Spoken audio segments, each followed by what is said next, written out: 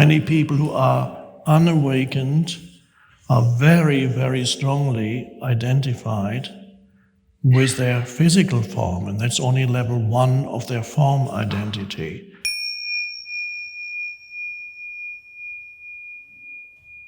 In the moment of noticing, you're not thinking,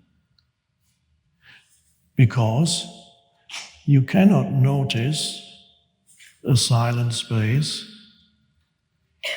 and think at the same time. There needs to be something in you that corresponds to that silent space, and that is the inner space of awareness.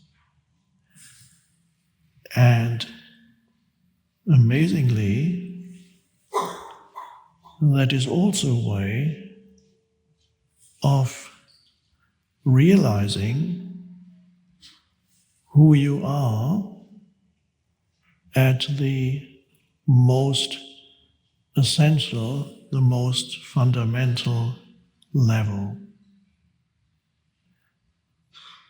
Because you are essentially that silent presence, that awareness, that consciousness. That is the essence of who you are.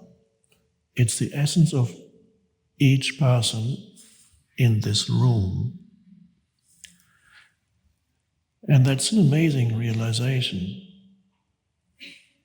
It transforms the way in which you perceive your identity, your sense of self, because that is perhaps one of the most important questions in life, in your life, is the question of identity. And that's why the ancient Greeks, in ancient Greek philosophy, probably going back to Pythagoras, one of the most important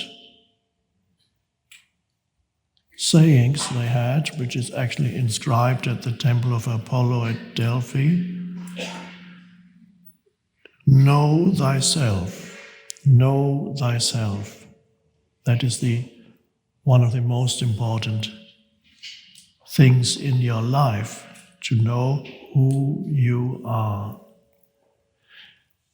Now, most people think they know who they are because they identify with, first of all, of course, you have a physical body. And on the level of form, that physical body is, of course, a part of who you are. I call that is the level 1 of form identity. So the most important realization, this is so essential, I don't know why they don't teach that at school or university. The most important realization is that there are 2 dimensions to your identity, whereas most humans on the planet, which is all those who are not yet awakening, only know themselves through one identity, one dimension. And that's the dimension of form identity. Form identity begins with the physical form.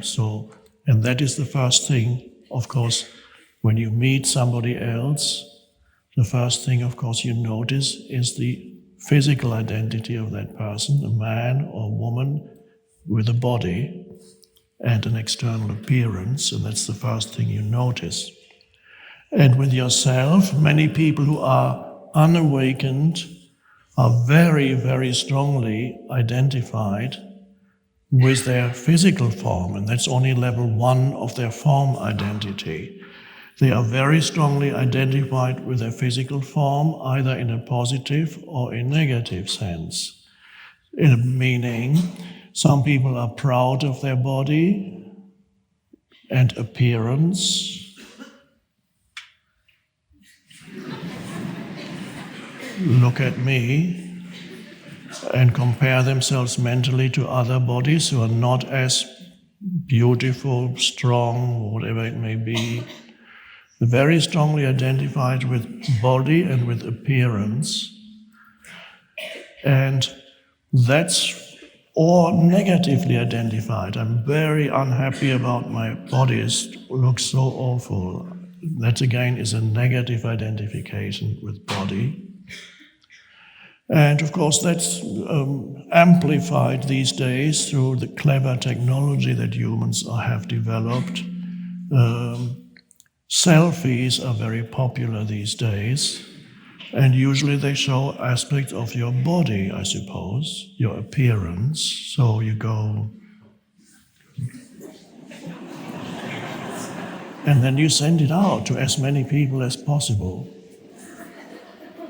And then everybody, all your friends, including hundreds of people you've never met,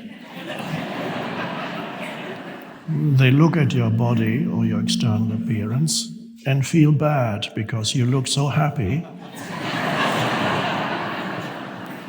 And that makes them feel even more unhappy than they were already. And to compensate for this, they also get out their phone and take a selfie, looking extremely happy. And perhaps you can find a background that makes people feel envious. Or you show yourself in a restaurant having this incredible meal.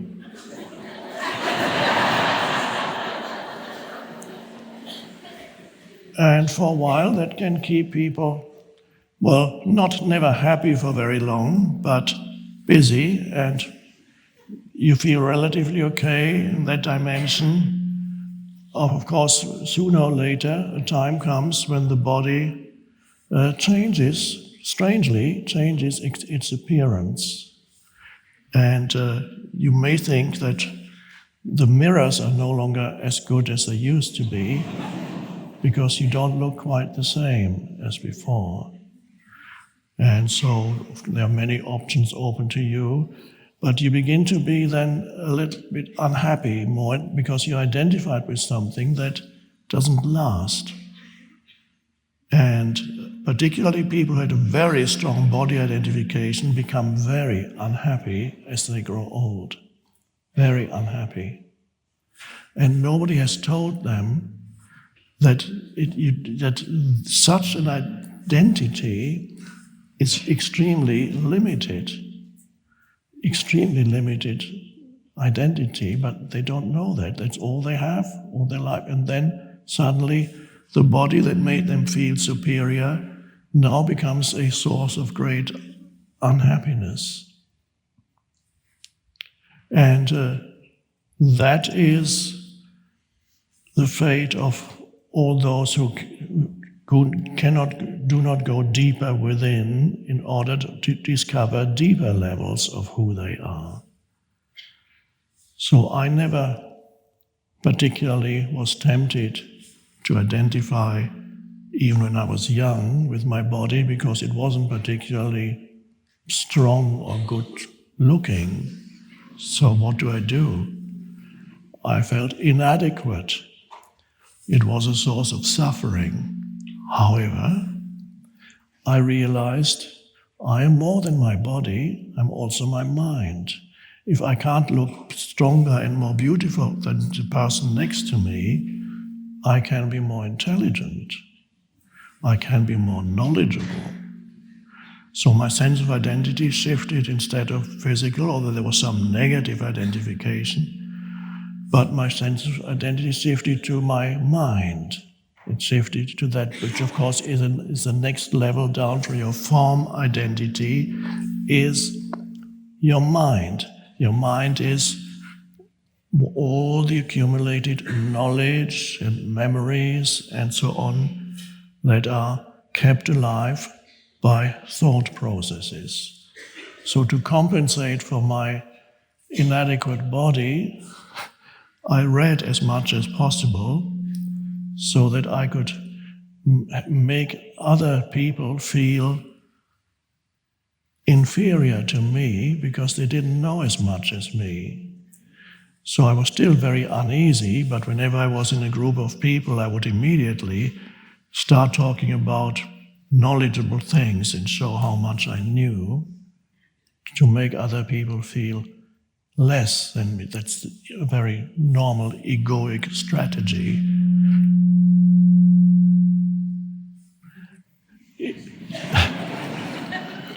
Was that the ego saying, "Don't talk about me so much"? Of course, I wasn't happy. I was continuously in a state of unease because there were always people who knew more than me. What do you do with them? And then there were others who didn't know more than me, but they had something else to identify with. They had high social standing. At a university, I met a few lords and ladies. They didn't do anything to deserve those titles. They were born with them. So the baby comes out of the mother's womb and say, "Oh, this is Lady so-and-so."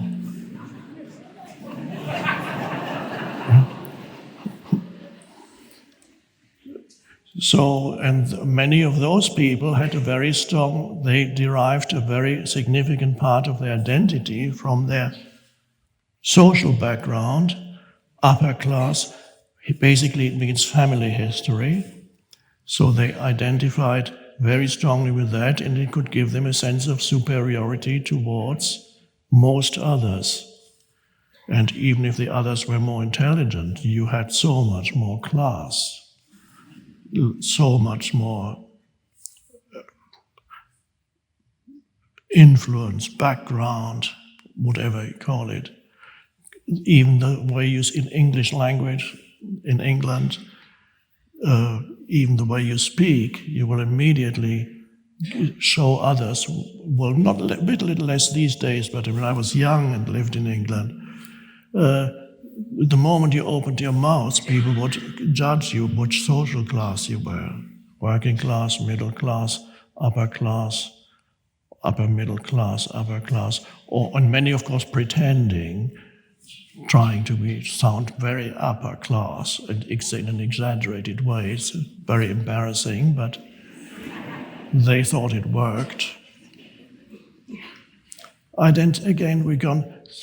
People are looking for an identity, and the sense of identity is never ultimately satisfying. They're always looking for more. They're looking for something to strengthen their sense of identity, to strengthen their sense of who they are. And the ego, basically, that's what the ego is, to have a sense of identity that is based on the conditioned mind, plus the emotions that reflect the conditioned mind. If the ego, usually people think when one speaks of a big ego, ego is people who are bigger than life. They have a huge ego. They think they are the greatest and the most wonderful and superior to everybody. That can be one aspect of ego. There's also another ego. If you don't have enough stuff to identify with, you don't have more knowledge than most people, you don't have a great body or appearance, you don't have social class background, you don't have possessions, what do you do then? What do you identify with then? Oh my God, who am I? Oh, then the ego will very cleverly shift to a kind of victim identity. I've been treated so unfairly by life. My parents, it started when I was born, dreadful background, life always been at a disadvantage, always been a victim, either you personally or you can identify with the whole social group and say, we have always been victims and we still are victims.